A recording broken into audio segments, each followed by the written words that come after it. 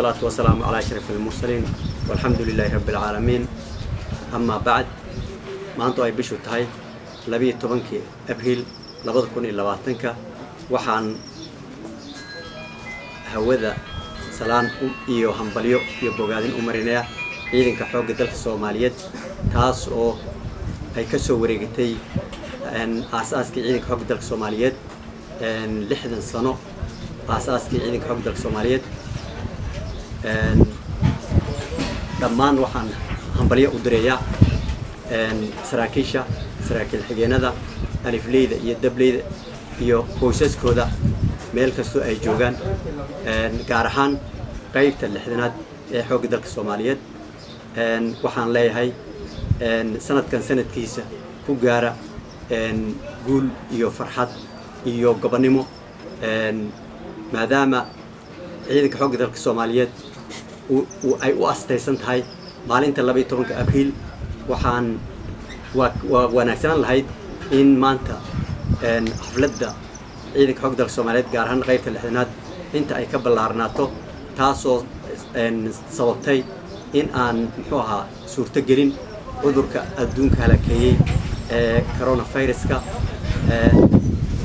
taas waxay keentay marka inaan hawada u marino salaan iyo hambalyo ciidankeena qaranka geesiyaasha ah difaac iyo qarannimada dalka iyo dadka ilaaliya waxaan idin leeyahay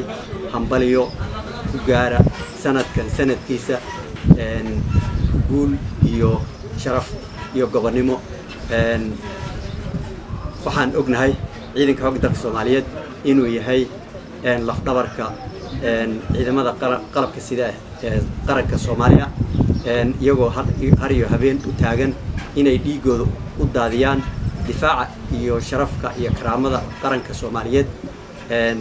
waxaan idin leeyahay ku gaara sanadkan sanadkiisa sharaf iyo karaamo iyo wadanka oo wada xor ah shabaab oo dalka laga sifeeyay iyo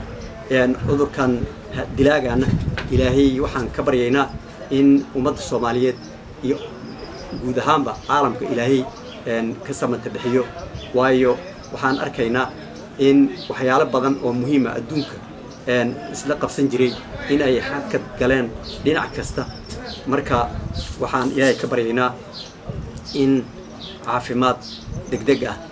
uu caalamka ilaahay siiyo ciidanka xoogga dalka Soomaaliyeed mar labaad waxaan idin leeyahay guul iyo hambalyo sanadkan sanadkiisa ku gaara sharaf karaamo iyo caafimaad. والسلام عليكم ورحمة الله وبركاته.